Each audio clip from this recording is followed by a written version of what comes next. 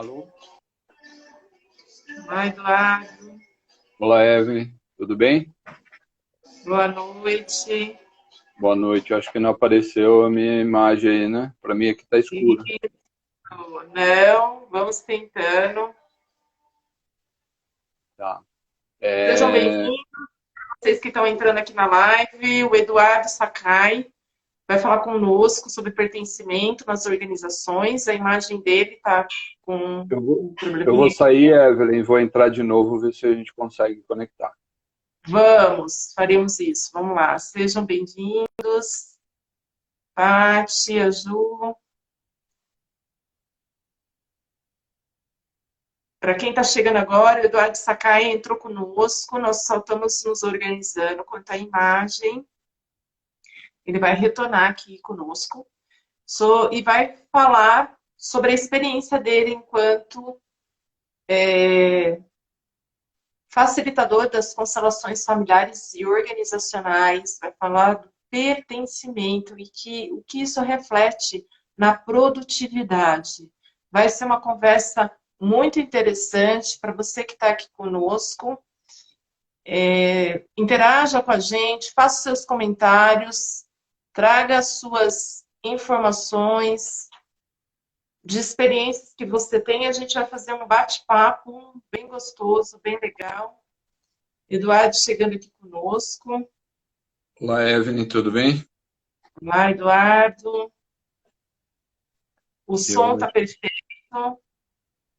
eu acho que a imagem não apareceu, que para mim aqui tá preto de novo. Tô com aquele problema que apareceu da última live também, de conexão de Você me, internet.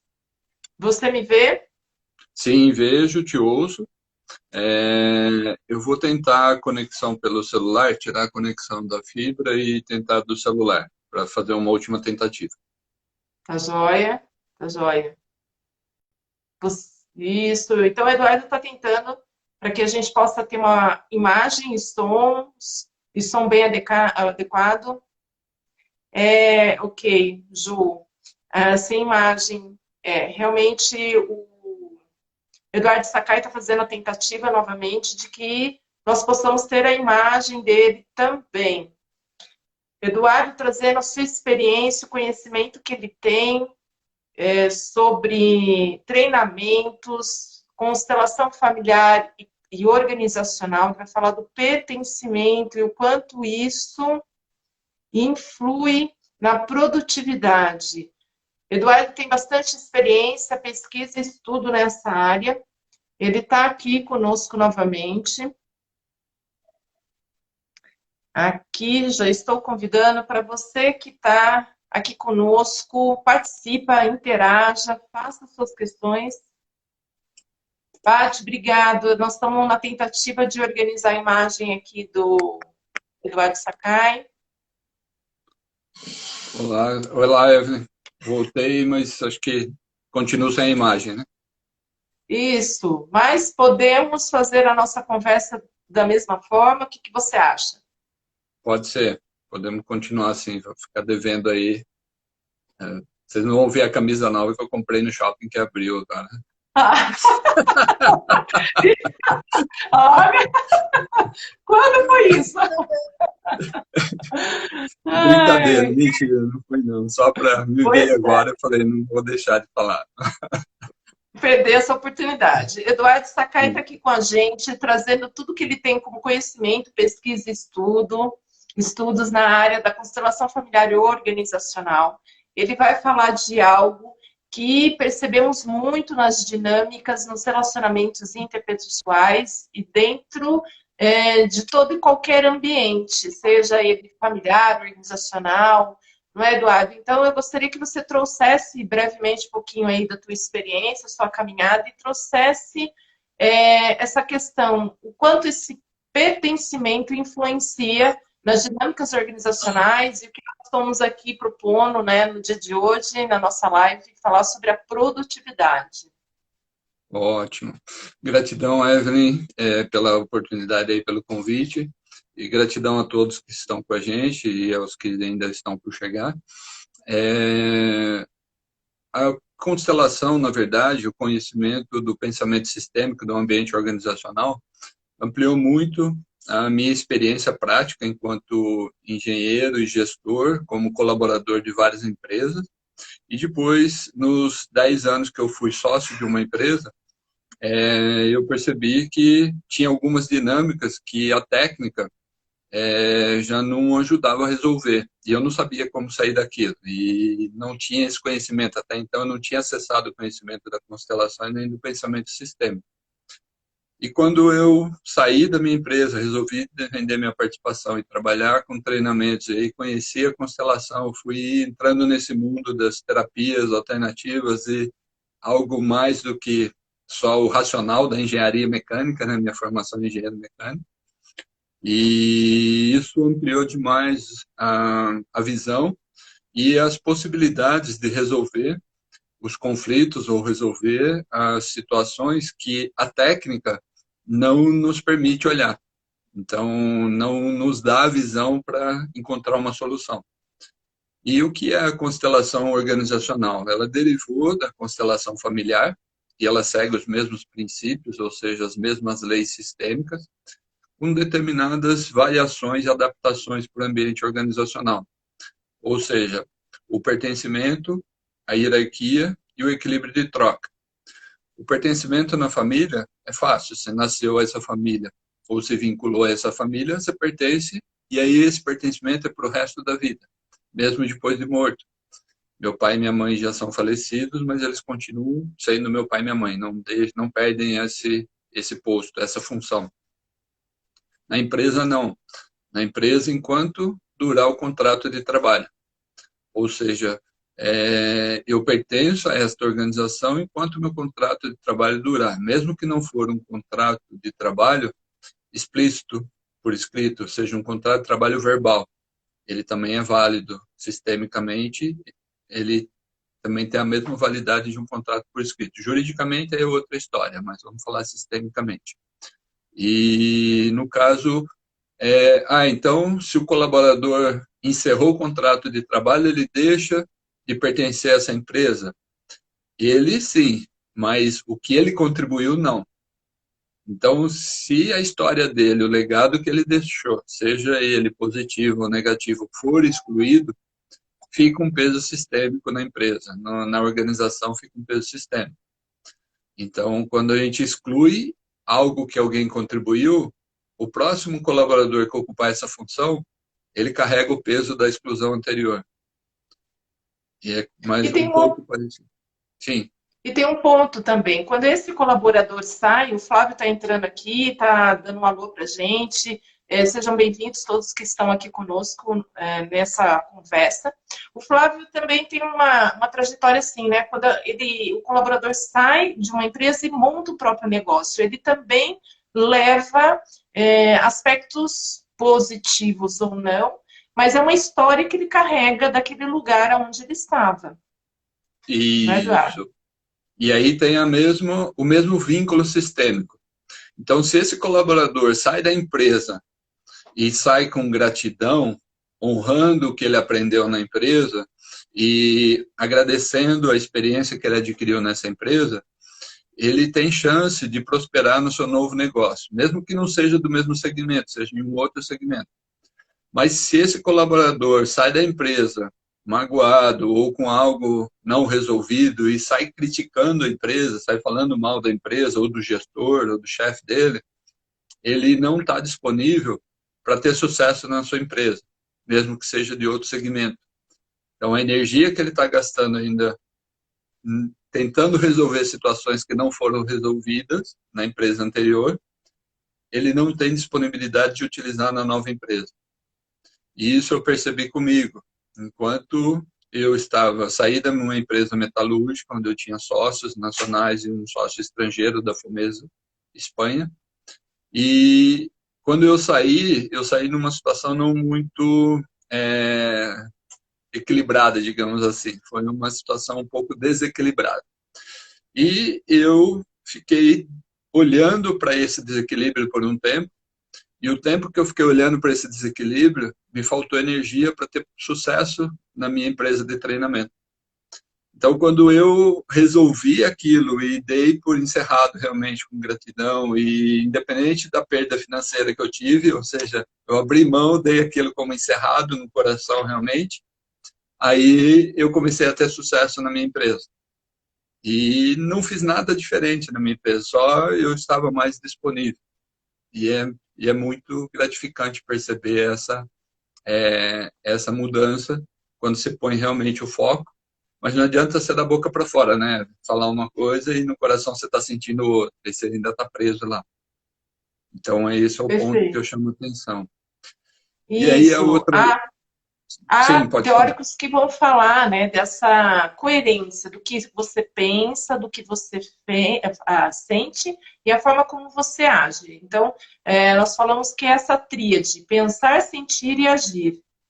Isso tem Sim, que estar numa boa vibração, né, Eduardo, que você está trazendo. E toda vez que é possível olhar para o passado e agradecer, sentir essa gratidão do que foi bom ou não, mas de alguma forma é necessário que a gente possa olhar para isso como aprendizados. Aquilo que não foi bom, olhar como aprendizados. O que foi bom, guardar com muita gratidão. Mas quando eu olho para aquilo que não deu certo, isso me machuca, é sinal que tem alguma coisa a ser equilibrada. É sim, com isso? certeza. Algo que está emaranhado, digamos assim, né? Tá fora de lugar, ou está fora de posição, ou está desequilibrado no equilíbrio de dar e receber, o dar e o tomar. E um outro ponto é a hierarquia. Então, na família, quem veio primeiro tem prioridade sobre quem veio depois, ou seja, quem veio antes é maior do que quem veio depois. Na empresa, nem sempre é assim. Na empresa é o organograma, em primeiro lugar. Em segundo lugar, é a participação e a entrega, ou seja, o quanto esse colaborador entrega. E a parte da especialidade, em terceiro lugar. Então, um especialista, ele tem prioridade, por exemplo, um engenheiro mecânico, ele tem prioridade, uma hierarquia maior no chão de fábrica, porque ele que conhece a técnica. O gestor da empresa, talvez ele não conheça tanto a técnica como o engenheiro dentro do chão de fábrica. Mas na gestão da empresa, o gestor está acima. Então, a especialidade no hospital. Os hospitais que a gestão é realizada por um gestor capacitado, independente dele ser médico ou não, o hospital está indo relativamente bem. Agora, os hospitais que estão sendo, que a gestão está sendo realizada por médicos, mas que não conhecem de gestão, mas só porque ele é médico ele acha que ele está capacitado a gerir um hospital, o hospital não está indo tão bem assim quanto o outro, que tem um gestor e não um médico na gestão. Não que o médico não possa ser um gestor, mas ele tem que ter a capacitação de médico e a capacitação de gestor. Então, é perceber se eu ser médico no hospital não me capacita a ser gestor do hospital. Agora, um gestor na sala de cirurgia não vai resolver muita coisa, né? Na sala de cirurgia, a gente quer um especialista, um médico que conheça do que está mexendo ali, né? Então, a Cada um no especialidade seu, na cada tua um com a sua função. especialidade e no teu lugar. Perfeito. Sim. E aí, o equilíbrio de troca é o dar e o receber.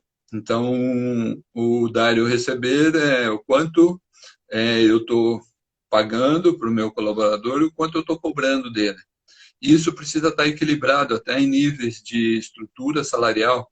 Se existem discrepâncias muito grandes em salários muito altos e outros muito baixos, isso sistemicamente fica algo mal resolvido.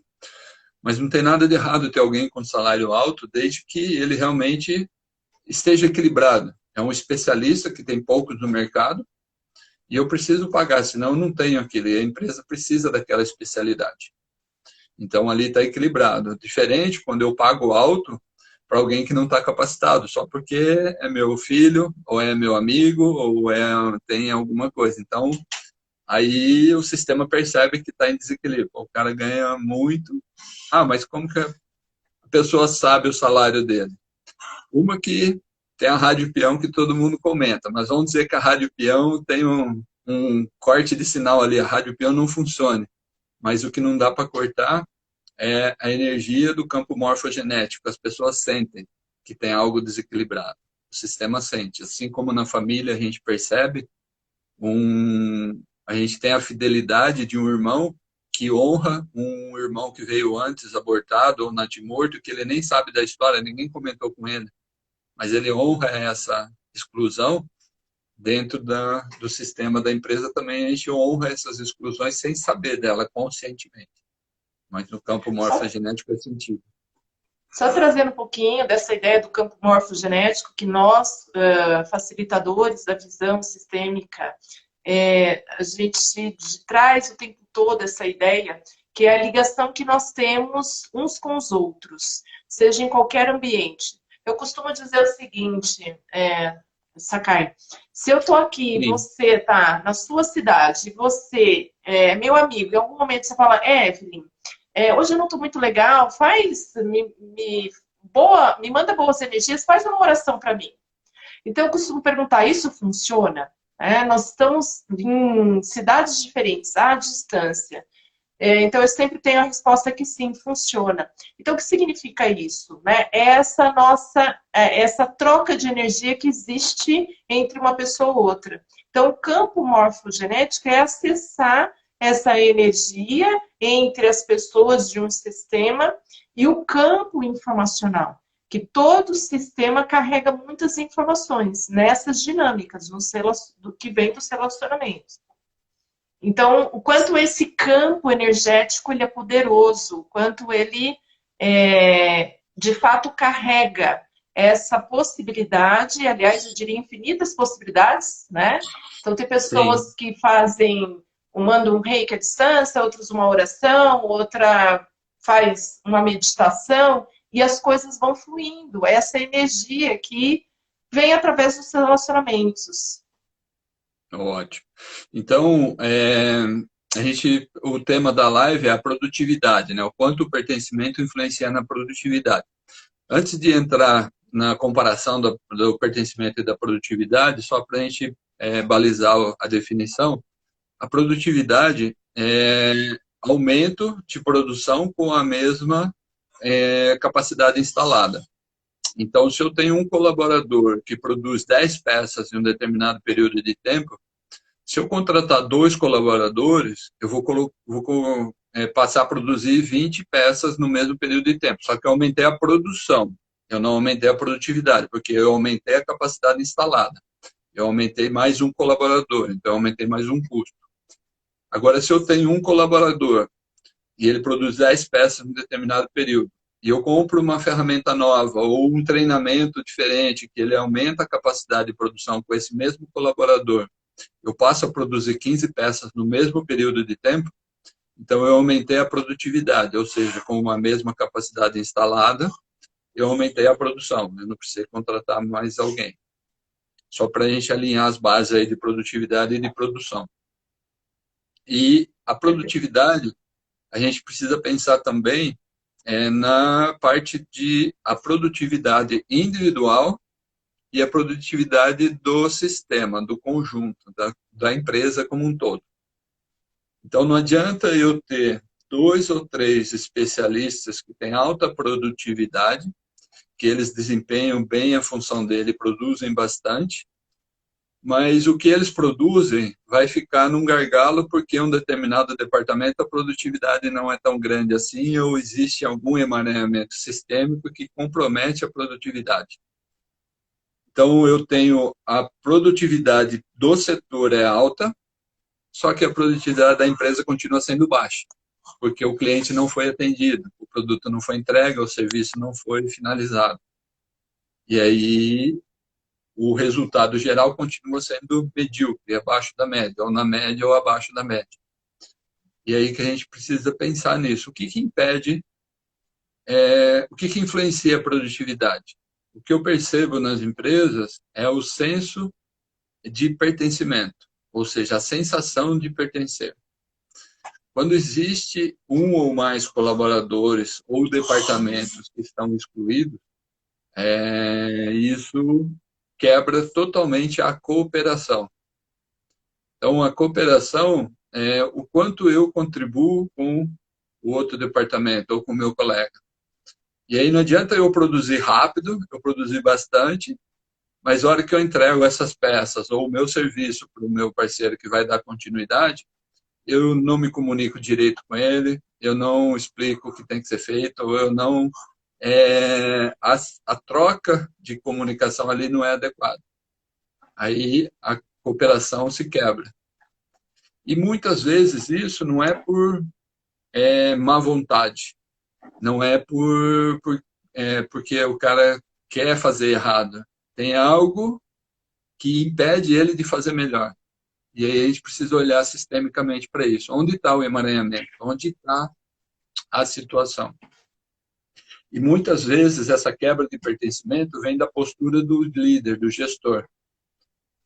Então, tem um caso de um cliente que ele tinha um comportamento e não percebia, e quando a gente mostrou isso numa constelação do movimento sistêmico, ele passou a mudar isso e o resultado da empresa mudou. Então, você já ouviu de algum gestor ou líder de uma empresa dizer: não, fulano, são os meus olhos na fábrica. Às vezes é um faxineiro, ou é um mecânico, ou é alguém da operação, do operacional que está ali. Então, o que ele fala? Quando eu dou esse poder para alguém que está no operacional, o que eu estou fazendo? Eu estou quebrando o pertencimento do líder, do gerente ou do supervisor daquele departamento. Porque eu estou quebrando a hierarquia. Eu estou dando mais importância para o que esse operador fala, ou para o que esse faxineiro fala, e não ouço ou não dou a mesma importância para o meu gestor, ou para o meu líder do departamento. E isso é algo que é sistêmico. E aí você vai olhar para a vida da relação desse gestor com o pai e com a mãe, tinha dinâmicas similares na família, muito parecidas. Então, de utilizar esse subterfúgio de não respeitar a hierarquia e também não ser verdadeiro com o que está falando. E aí, essa dinâmica quebra totalmente a estrutura e tira totalmente a sensação de pertencimento desse gestor. E aí toda a equipe percebe que tem mais influência a palavra daquele operador do que o próprio gestor. E aí a gente tem uma percepção muito clara, né, de pessoas que são preferidas e pessoas que são preteridas. Sim, e isso acaba gerando esse desequilíbrio aí em todo o sistema. Então, primeiro que a gente fala muito, está muito em moda nos últimos tempos, me fugiu o termo agora, mas é quando a gente... meritocracia, por mérito, quando você tem a remuneração por meritocracia. Só que esse é um ponto que quebra totalmente a cooperação quando ela é mal implantada. Porque imagina que eu e a Evelyn trabalhamos na mesma empresa, no mesmo departamento, e aí a gente tem um modelo de avaliação por mérito. O que a Evelyn produzir, ela recebe um adicional a mais, uma remuneração variável por mérito. E o que eu produzir, que eu bater as minhas metas por mérito, eu recebo essa produção a mais. Qual é a probabilidade de eu ajudar a Evelyn a bater a meta dela se o tempo que eu estou ajudando a Evelyn a bater a meta dela, eu não estou utilizando na minha meta? Por mais amizade que eu tenha com a Evelyn, vai ser um pouco difícil eu tirar o foco da minha meta, do meu bônus variável e colocar a minha energia no bônus variável da Evelyn.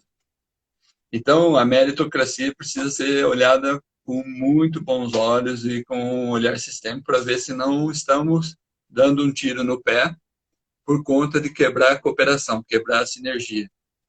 Então, uma remuneração variável equilibrada que funciona muito bem e também tem que ter os devidos cuidados, os devidos critérios, mas Quando um ganha, todo mundo ganha. Quando um perde, todo mundo perde. Porque não adianta 2 ou 3 departamentos ganhar o bônus, porque bateram a meta, mas a empresa não faturou porque o outro departamento não ganhou a meta, mas o cliente também não recebeu o produto e não pagou a fatura.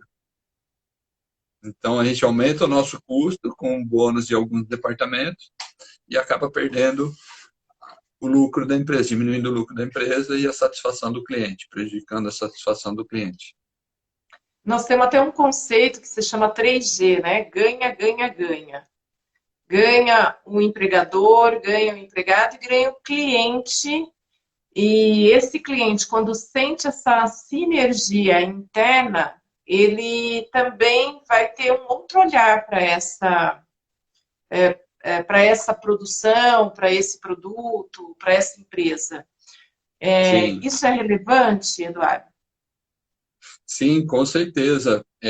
Só que para isso acontecer, é importante a gente olhar para a visão sistêmica, olhar para as 3 leis e ver se elas estão sendo respeitadas. Porque eu posso dizer que o discurso está bonito, ganha, ganha, ganha, mas aí na hora da prática tem um furo ali que não se percebeu, tem algo que não está sendo Isso. percebido e o cliente percebe. O cliente no final é que vai perceber. Por quê? A hierarquia maior dentro de uma empresa, entre os sócios, é o sócio que tem o maior capital acionista. Então, se tem um sócio 60% e outro 40%, esse sócio tem uma hierarquia maior, juridicamente e também na empresa. Só que o sócio fundador, ele tem uma hierarquia maior, porque ele está desde o começo da empresa.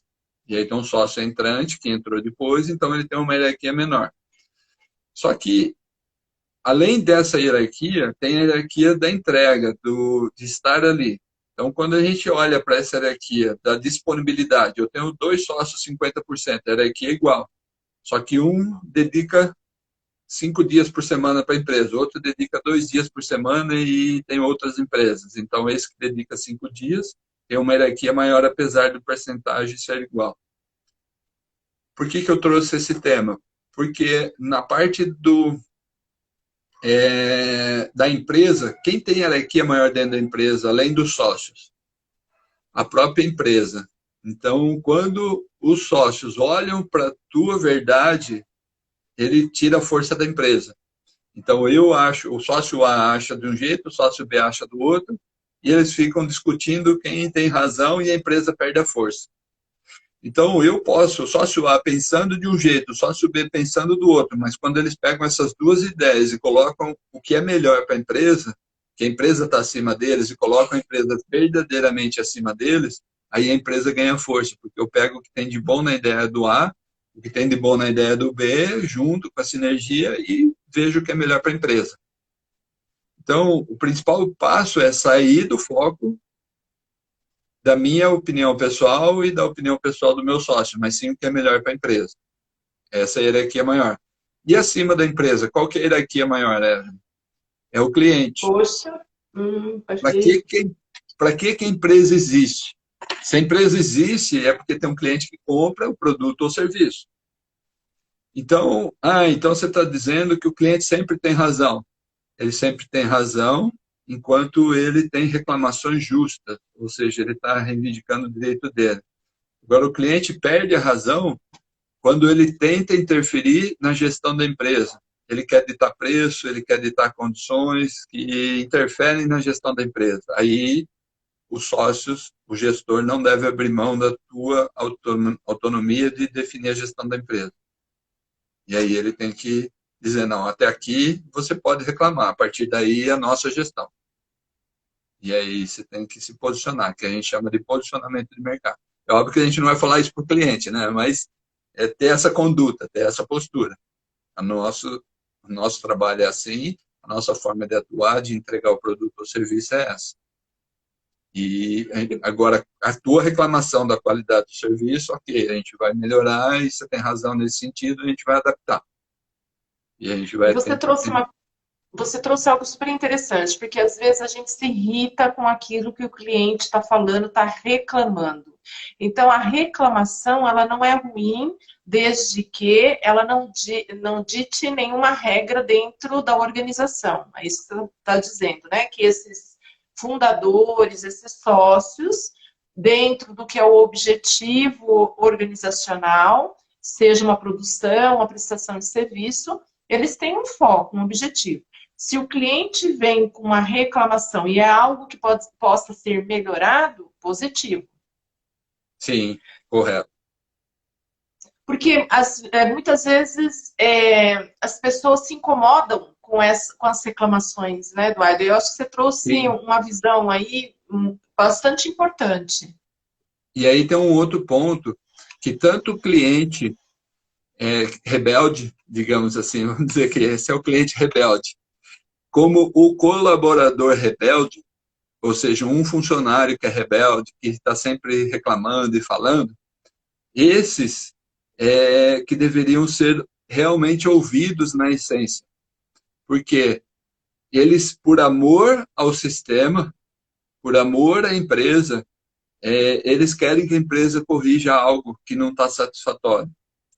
E eles têm energia e força para falar o que os outros não tiveram energia para falar. Muitos estão vendo, mas não querem se dispor a ser o rebelde.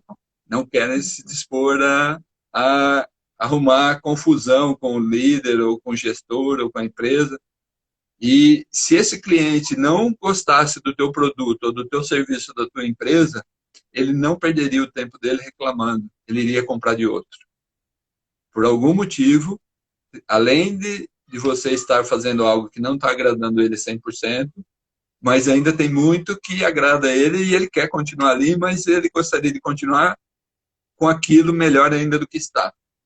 Então, todo rebelde, ele atua baseado em uma ou mais leis sistêmicas. Se a gente olhar essa reclamação do cliente ou do colaborador e analisar com a visão sistêmica, a gente vai ver que eles estão baseados e a reclamação dele está estruturada numa lei sistêmica que está sendo negligenciada, que está sendo desrespeitada. Tá. E veio agora uma pergunta, e para quem está participando aqui conosco, se quiser deixar um comentário, fazer uma pergunta, aproveita, porque o Eduardo é uma pessoa com bastante experiência e será uma grande satisfação que a gente faça essa live bastante interativa. Então, você pode deixar a sua pergunta, o seu comentário. E me veio à cabeça agora, e eu ia usar uma palavra que eu acho que vale a pena você trazer, o que nós começamos um pouquinho antes da live.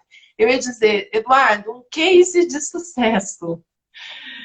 Eu acho que tem dois aspectos aí. Um pouquinho falar desse case, né, que você trouxe para mim, o quanto a gente inclui os conceitos brasileiros ou a gente deixa de lado esses conceitos, usando os conceitos americanos.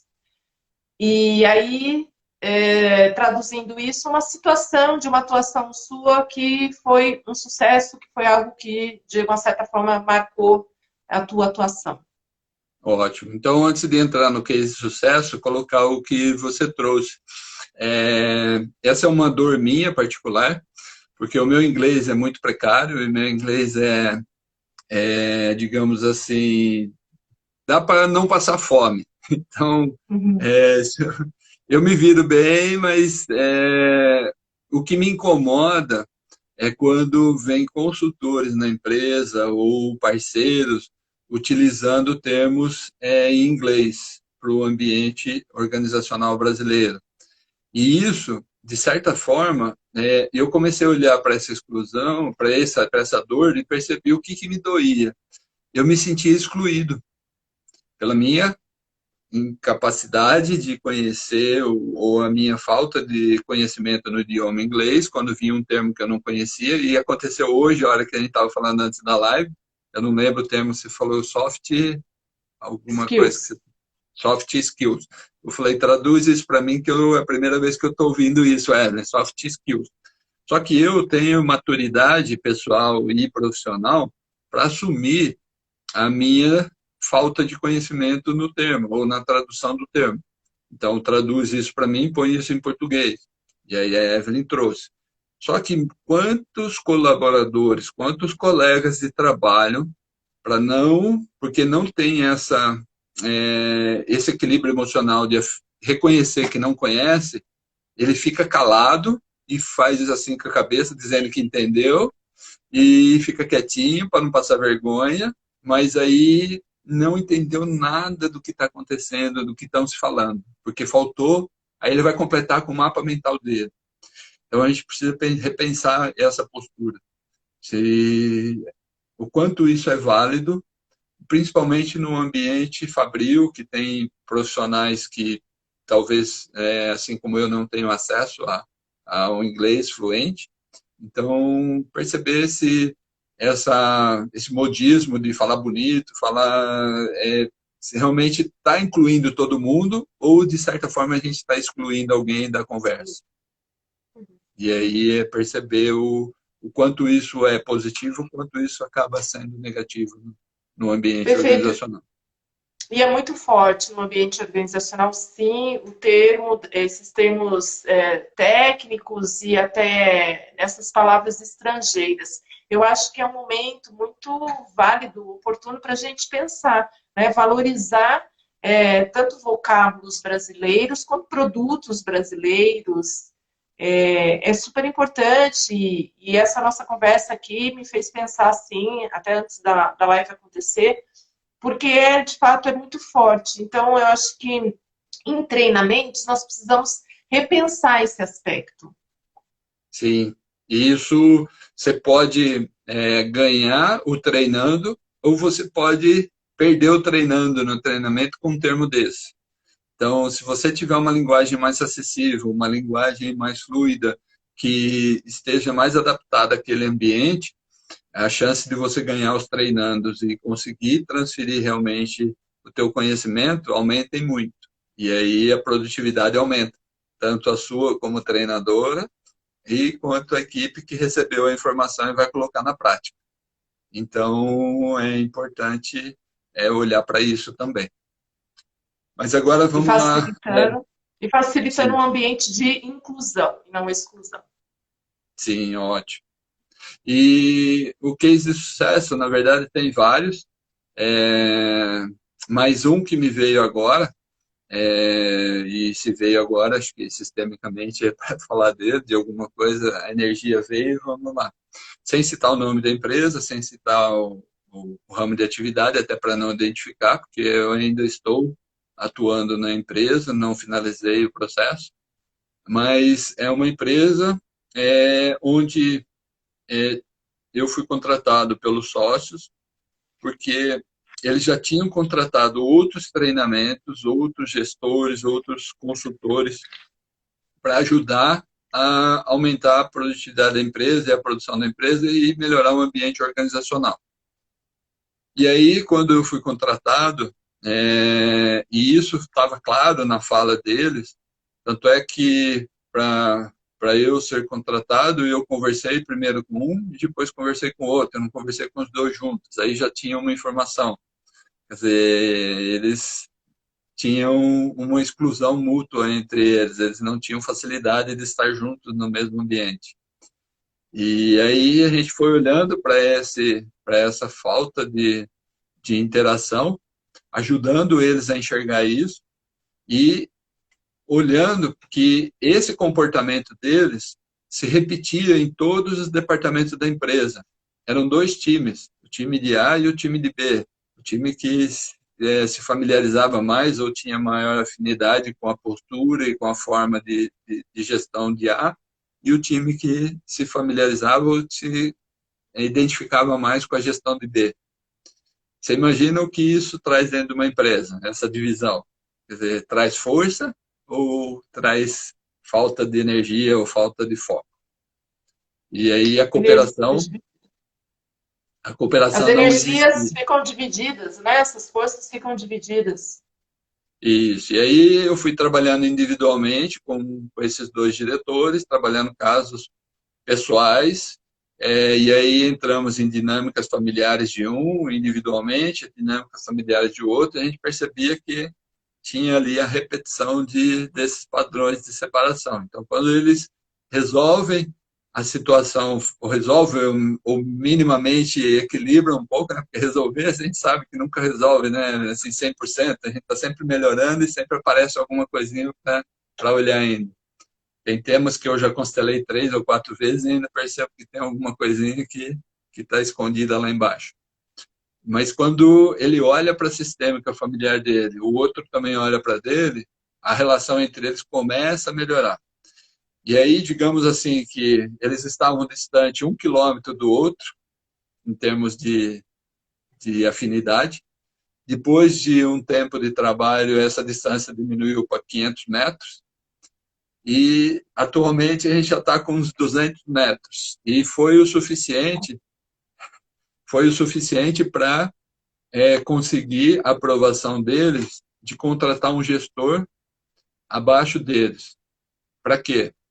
Ele iria passar a direção para esse gestor, ele ia passar o que ele pensa para o gestor, mas esse gestor teria carta branca para direcionar a empresa com uma única visão daí para baixo.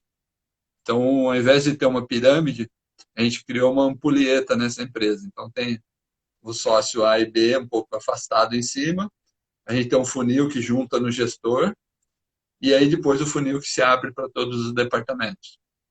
Então, de uma forma ou de outra, a gente conseguiu criar uma única visão, que está em andamento, mas já se percebe a diferença na postura dos colaboradores. Alguns não permaneceram na empresa, não conseguiram ficar com essa nova energia. Quando a gente muda a energia sistêmica, a gente percebe que alguns vão sair.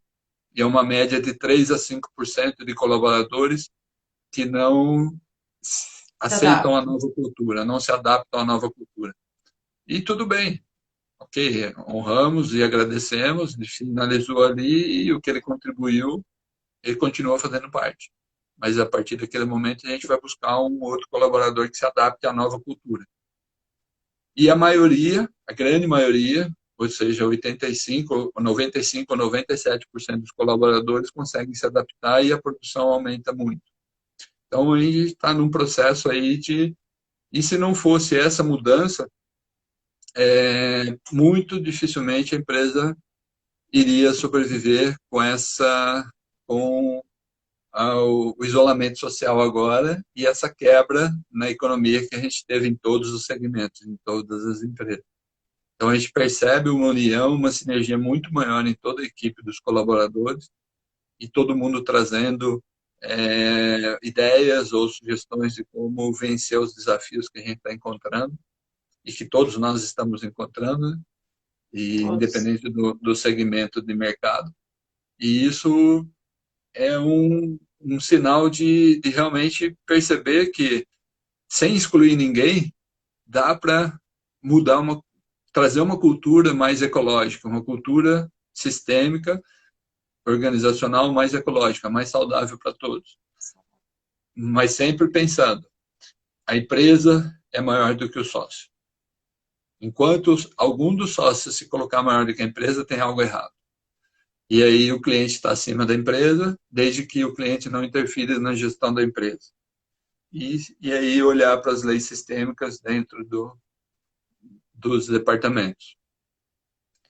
Vou aproveitar dentro desse exemplo que você trouxe, e real, né? Nós costumamos falar histórias da vida real, né, Eduardo?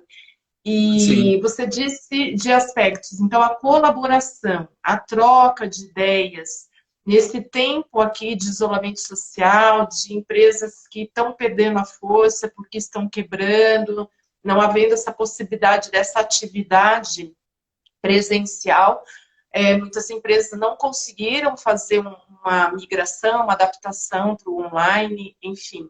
Então, você já trouxe 2 aspectos. Quais outros aspectos você poderia trazer para a gente que fortaleceria uma empresa? Então, sem dúvida alguma, nós começamos falando do pertencimento, cada um tem um lugar, tem o direito, tem um valor dentro de uma organização.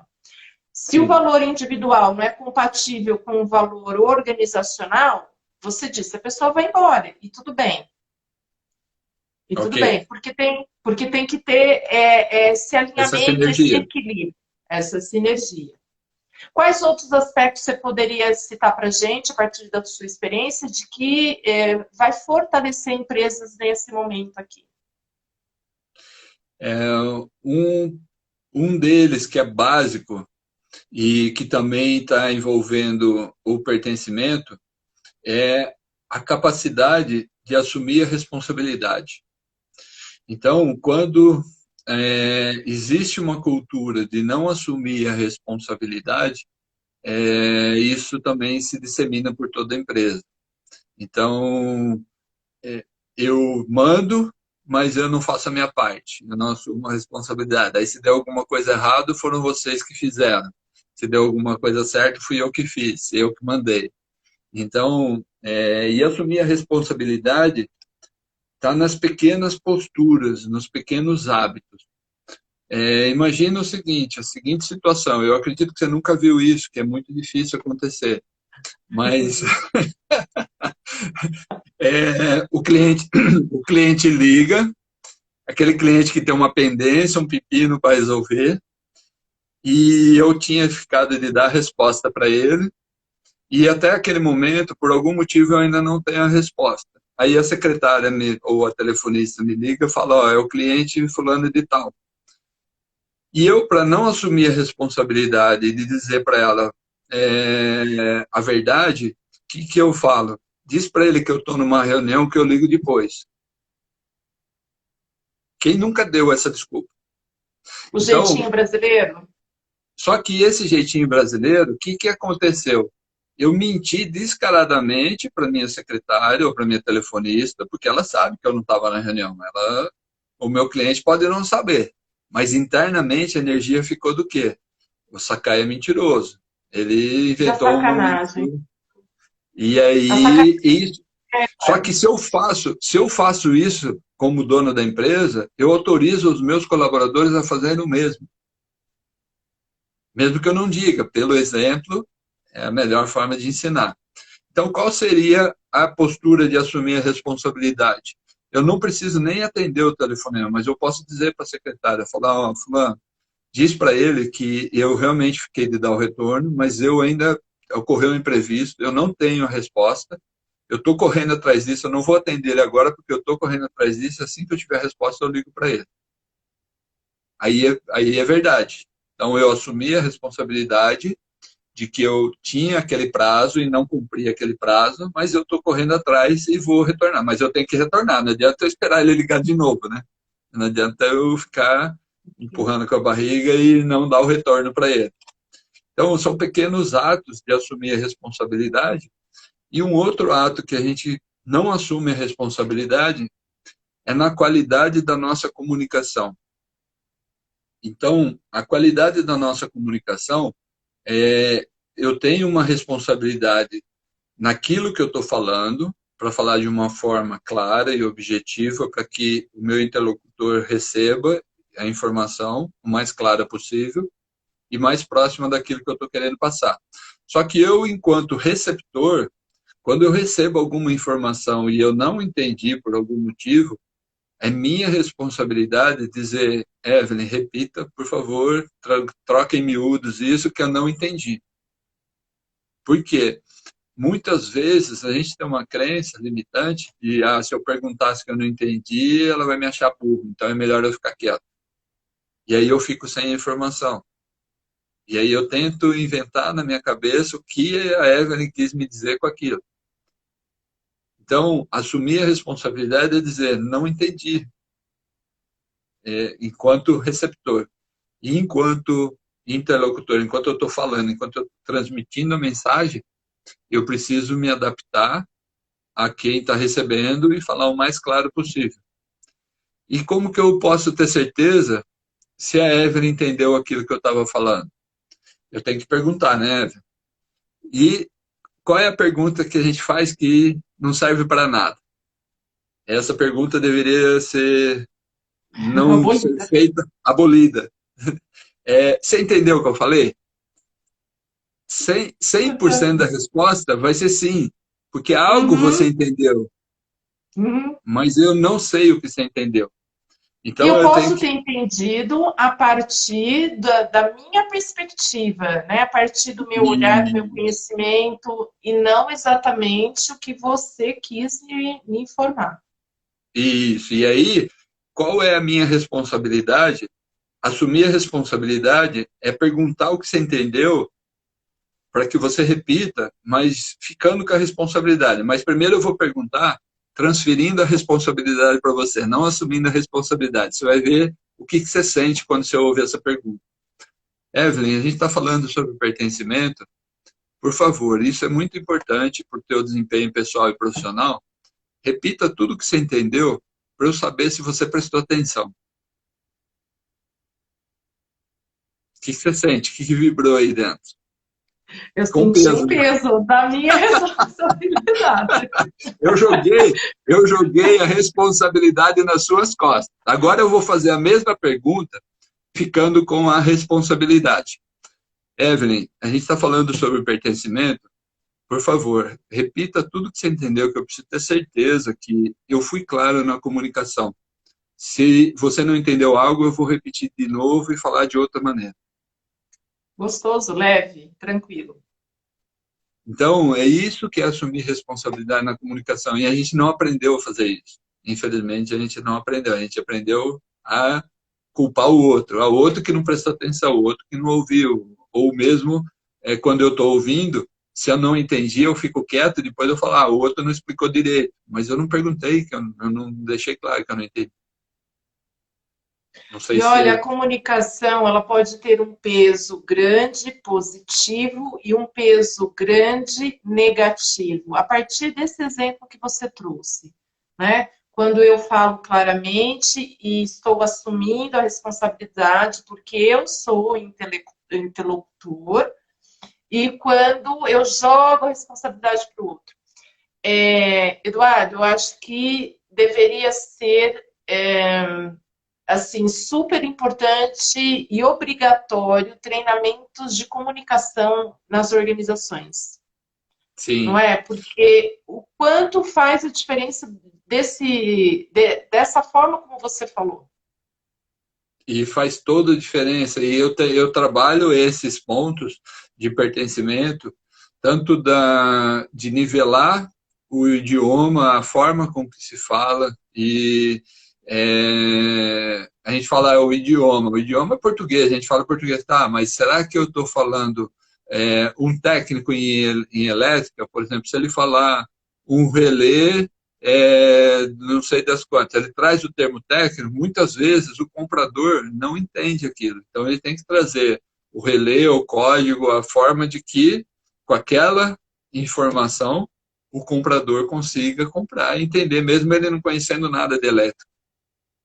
E aí não adianta o técnico saber muito, ser um expert na técnica, no conhecimento técnico, só que ele está passando o bastão para outras pessoas que talvez não tenham todo o conhecimento técnico que ele tem. Então, isso é super importante. Isso traz toda a diferença na cooperação e, consequentemente, na produtividade da empresa.